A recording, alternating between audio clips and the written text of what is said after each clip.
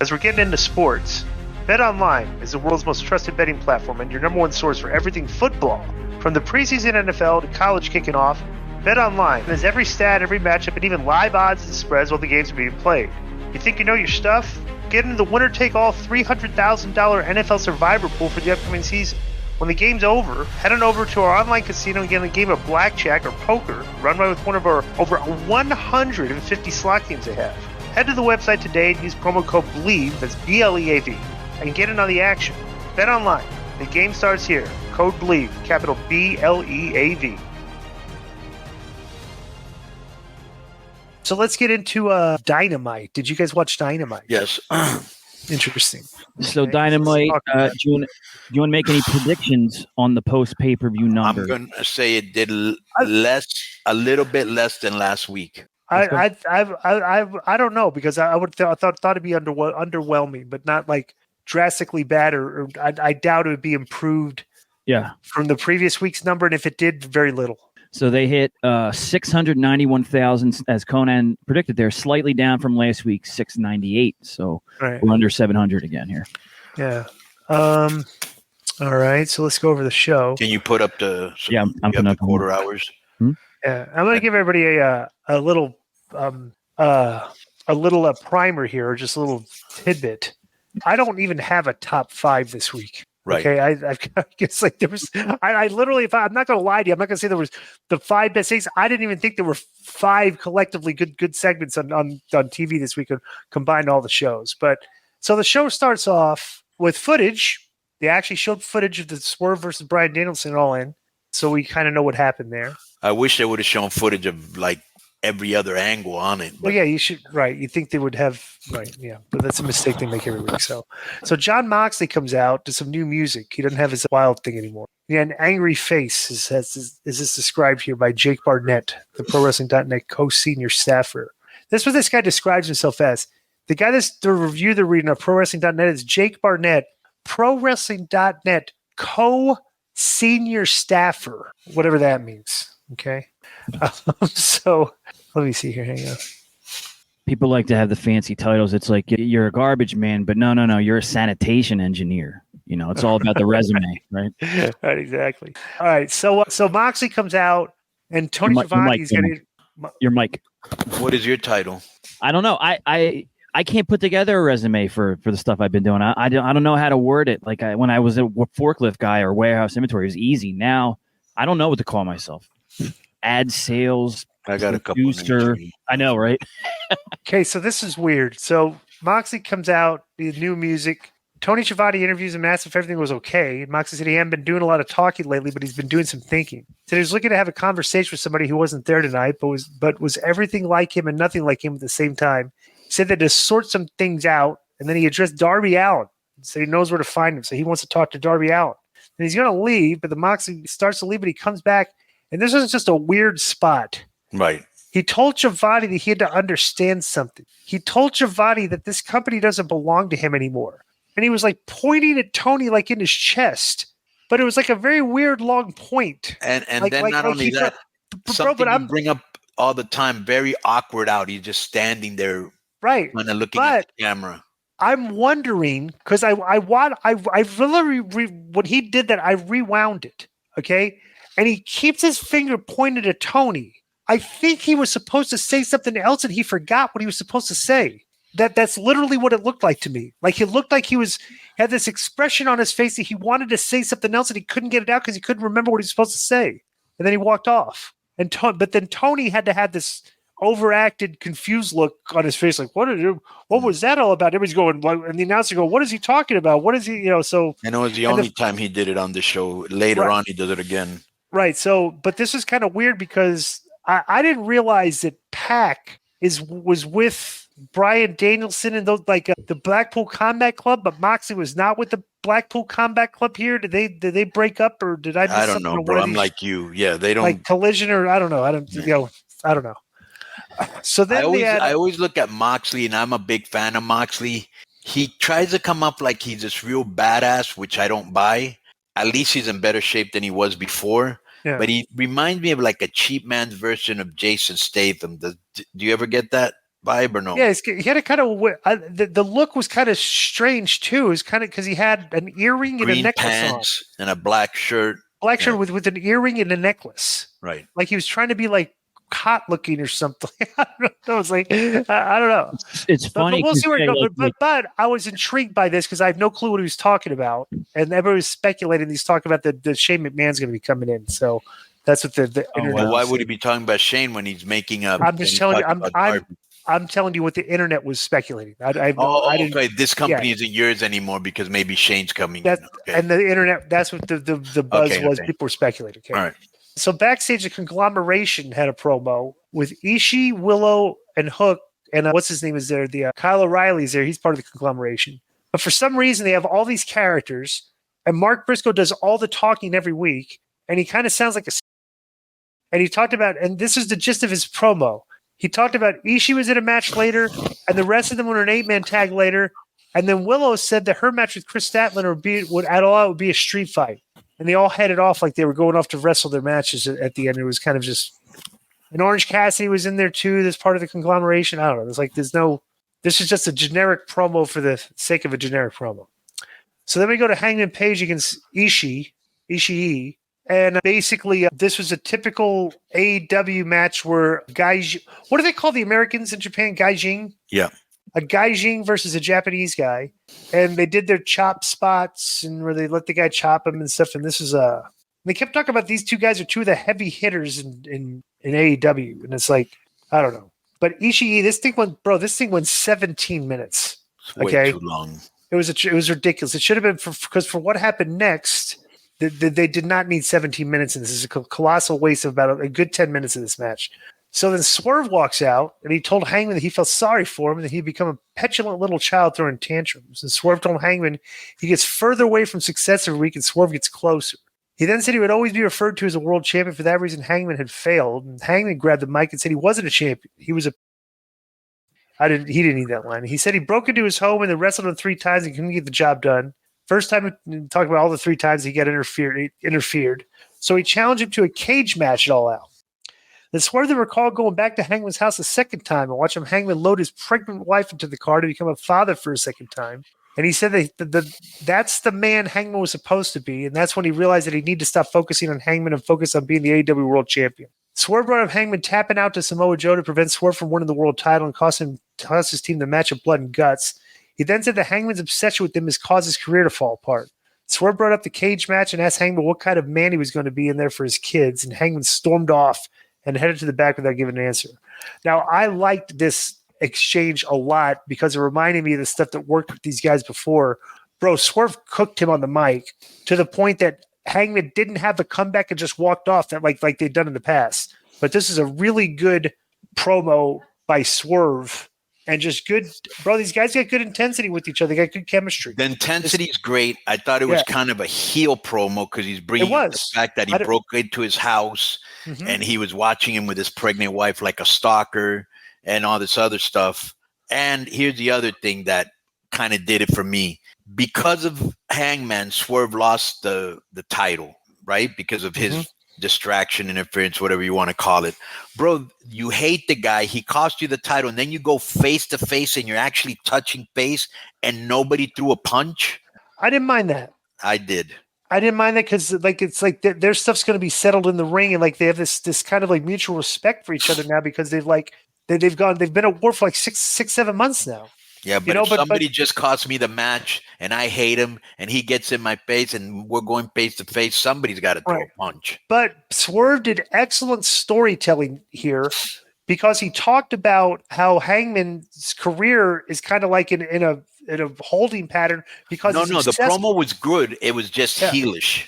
No, the same. But he's reminding him he broke into his house and all this other stuff, and he's watching him with his wife. Yeah. Right, but he reiterated, and this was good storytelling, that Hangman's focus hasn't been on anything else but getting back at him. Right, it's that was good. A lot lately. So there was like a good explanation. Like you didn't win the so and so match. You didn't win this match because all you do is focus on me. Your team lost because you're focusing on me. Yeah. Right, exactly. So that was good. That was good. This is really good. This is a Swerve I like. Okay, when he's like in somebody's face and getting serious and stuff. This was this is definitely a better position for his character to be in.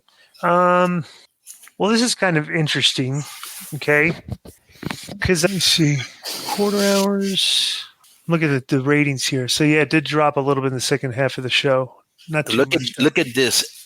After 845, which they dropped at 687, they never went up to 700 again. And the worst one was their overrun, 629. Yeah. Yeah, they should have. Like, the problem was, so look at that quarter hour from 9 to 9:15 goes from 698 to 671. Bro, you should have put. That's where you need. Like, Tony still doesn't get this, right? The MJF promo should have been at that 9 o'clock spot. The MJF promo was like the 15 minutes before, and the 9 o'clock was like an 8-man tag. And it's like, bro, he's got to, like. I mean, he should know this by now. He's been doing the show for 5 years. You load your 9 o'clock hour with like your best segment on the show. Yeah, like WWE did with CM Punk and McIntyre. Right. So, all right. So next is Jamie Hayter's back, and she wrestled Kim with Saraya, and she won. So after the match, 3 minutes. Saraya bailed through the crowd to avoid a confrontation with Hayter. And so. Let me just say this. Is there any other, and I repeat, is there any other girl on the roster you can beat besides Harley Cameron, like Uncle? She's in every single show. She always gets beat, to the point that when Hayter came out, they showed her record, but they didn't dare show Cameron's. They showed Hayter's record, not Cameron's? Yes. Yeah, because Cameron's would have probably been like 1 in 9 or something. Yeah. Right. So Renee Young interviewed the Learning Tree and Roderick Strong. The Big Bill spoke about his crowd reaction in England, said the crowd's colors changed with the leaves on the Learning Tree. That was a funny line, I thought. And Jericho stuck his hand up and didn't say anything, and stood there for a second and said, "Hi, guys." So Jericho congratulated Hook and said he was a champion because of the Learning Tree. And Roderick Strong apologized for beating Jericho not that long ago and said it was an honor to be in his vortex for one night. He asked Jericho for his help with Orange Cassidy, who he said was bad news. And Jericho said they would beat Hook in the conglomeration and they would pay the price for their actions. Then Brian Keith reiterated, "Pay the price." What did you think of this promo, by the way? Not interested. That's the thing. They have matches and they have these promos, and all they ever talk about in the promos is the match. Like, there's never like a storyline within the group or like something going on. Or there was a storyline, him and Hook, but it wasn't interesting. Right. Harley Cameron is 2-8, Konnan, all time, and in 2024, there's no way she's 2-8. She's 0-7 in singles matches in 2024. So. Yeah. Well, they didn't bother to put it up, which I really didn't care either way. But it's like, dude, you got other women on the show. Why aren't you using them? Well, she's been on Ring of Honor, and she's actually put together a 50% winning percentage. So who cares? My point is, you have other women on the. You have other women on the roster. Why aren't you using them? That's what we're going to change Joe's name to, Joe Troller, like the guy from the YouTube comments. Jesus. So MJF comes out for promo and demanded the crowd pipe down, or he would jump the guardrail and beat him up. He complained about losing, said he had a herniated disc in his neck. He complained about being abandoned by bro. If honestly, they built up that angle with the Tiger Driver. He took the move, lost the match. Bro, he should have showed up with the neck brace on if you want to tell the story of like why that move was so important, right? It's a good point. He denounced his U.S. citizenship and said the only place that matters is East Plainview, Long Island, New York. He then addressed Will Ospreay and said they weren't done by a long shot, acknowledged how good he was, and said that when he's about to win the greatest prize in AEW, he would cut him down at the knees with a smile on his face. Then he started screaming about Daniel Garcia. Now, you watched the pay-per-view. I didn't see it. Did Daniel Garcia get a good pop in the pay-per-view? When he took off the mask.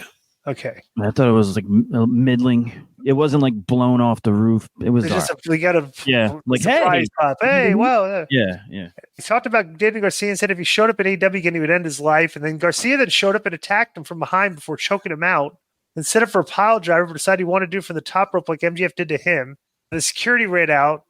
MJF then attacked him from behind, but Garcia was battled back and stomped on him. Then Garcia placed MJF on the top rope again and set up for a pile driver, but the Daniels and the security prevented it. Then security held them both back and separated them, and Garcia got on the microphone and told MJF he pawned his Dynamite diamond ring for a round trip to London to ruin his life. Could have done without that line. He called ruining MJF's life now his fetish. After talking to Tony Khan, they would have a match at All Out. Garcia said he wouldn't be satisfied until he drops him on his head and breaks his neck, and if there's anybody left that still loves him, they would have to watch it and see him suffer. then threw the microphone and bounced it off of MJF standing on the ramp. Then MJF accepted the match and left to the back. So MJF is stuck with Daniel Garcia now in a match at a pay-per-view, which I'm not like. I don't, bro. Like they're pushing Garcia and Hook like they think they're ready for these spots, and it's like I don't. Even people on the internet were saying, what do they see in this guy? Like this has been going on. This is probably Tony. This has been going on for years, bro. Daniel Garcia, number one, needs to gain weight. I can't take him seriously being that small. Right. I mean, like you can't take some protein or creatine or anything. Eddie and Ray. Like say, okay, we got to put on size, right? And they ended up eating more and everything and put on size. Even Billy Kidman, but like him, Hook, Jack Perry, Utah, they should be like in the teenagers or lightweight division. You know what I'm saying? Jericho was another one. When you look at when Chris first jumped to WWE, I mean, Chris is always in good shape, but he was noticeably wider when he first came to WWE. You know, he put on size too at that time. Daniel personally ain't clicking with me. I like him personally, but he isn't clicking with me. To me, the best spot of this whole thing was when Daniels threw the microphone and hit him out with the microphone. The way Daniel hit security looked really bad. I wasn't into this, and the people didn't seem to be into it either. And I think it's because of Daniel Garcia, not MJF. What do you think of this? The whole time they're doing, I'm going, why is MJF why is he feuding with this guy? Like, I'm absolutely not interested in this at all. Yeah, he's not a top guy, and he does that all the time. Tony puts all these people. Yeah, there was a post-show scrum, I think, two pay-per-views ago, and Daniel Garcia was one of the guys that came out. He presented himself really well and just confident, and he just sounded intelligent, all this stuff. And it just makes me wonder why he can't translate it to the on-screen character. You know, I think because he's small. He puts it together. He doesn't have an imposing personality or aura about him. You know? Yeah. Right. He looks like a kid. And like when he walks out, he doesn't like when he walks through the entranceway onto the stage. He has no swagger at all. Yeah, there's no swagger. Like no cockiness to him. He just walks out there like a guy just walking. You know, like so. So this 8-man broke down. They actually did something funny here that I thought was entertaining. So in the middle of the match, it broke down, and they all squared off 4-on-4 in the ring, right?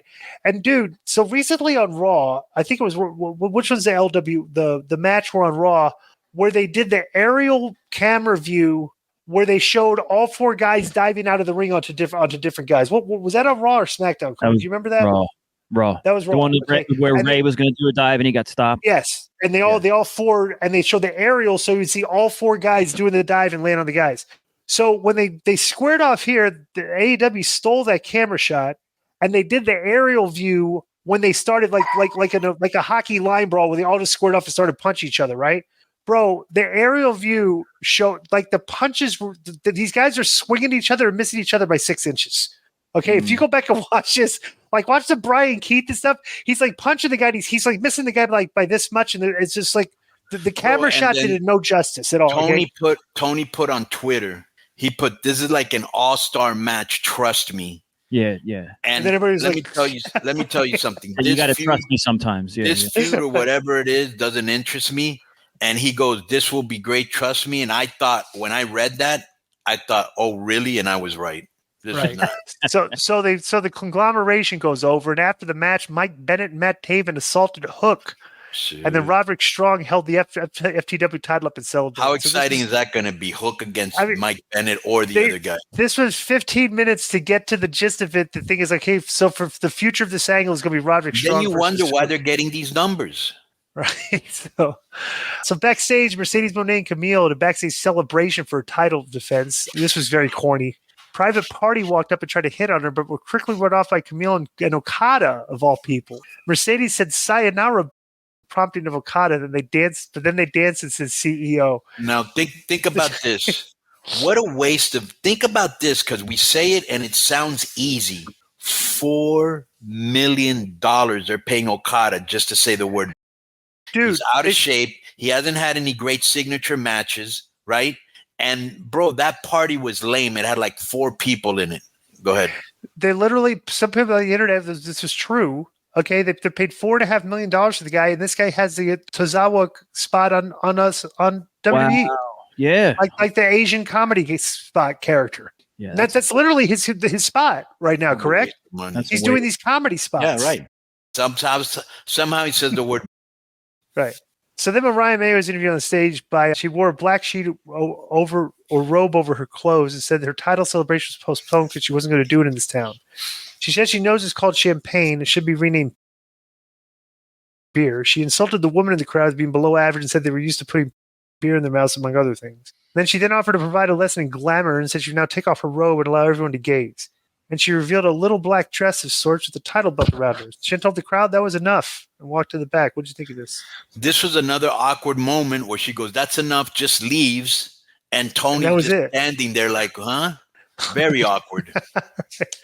So I guess the grizzled young vets, the guys from NXT, made an appearance at the pay-per-view. And they were approached so they're in the back and they're approached by the Young Bucks. The Young Bucks tried to be friendly with them, but then the grizzled young vets shut them down and told them that what they did at All In was a message to the entire division, including them. They then said, when you see the grizzled young vets coming, grit your teeth. And then we saw the grizzled young vets somewhere else backstage promoting a match with the Outrunners on Rampage. They then repeated the grit your teeth catchphrase in this guy even describes this, an awkward moment. How many awkward moments have there been on the show so far? 3. 3. Every segment. Yeah. All right, yeah, 3. Okay, so this, so they have a Takeshita video package, right? And it shows them competing in the G1. It's like I want to know something about this guy. No. Let me tell you what's the worst part of this whole thing, Disco. They make a big deal that Takeshita's coming back, but he's coming back to Rampage. So, yeah, against Commander. He's in a match against Commander Leo Rush and the Beast Mortis. Yeah. Oh, this is boring. So Ricochet appeared on the pay-per-view, so he's out there with wrestling Kyle Fletcher now. And this was actually the main event match on the show. And it was just a showcase for Ricochet. Kyle Fletcher's a pretty good worker. Okay, I'm definitely going to give that to him. But it's like I said, these guys need character development. They're just sticking them out there for matches and stuff. So Ricochet wins in 12 minutes. No, it was more than 12 minutes. 12 minutes and 27 seconds. What it says. Yeah. Let me read the take from Jake Barnett, the senior. Right. What do they call him? The co-senior lead. Oh, senior staffer. Senior staffer. He's a staffer. Yeah. So he says that a fun match, but I can't for the life of me figure out what Kyle Fletcher needed to get in so much offense in a debut in Star when you want to get over big. So, because they just had your typical AEW 50-50 match. So. Okay, I'm going to be a little more harsh.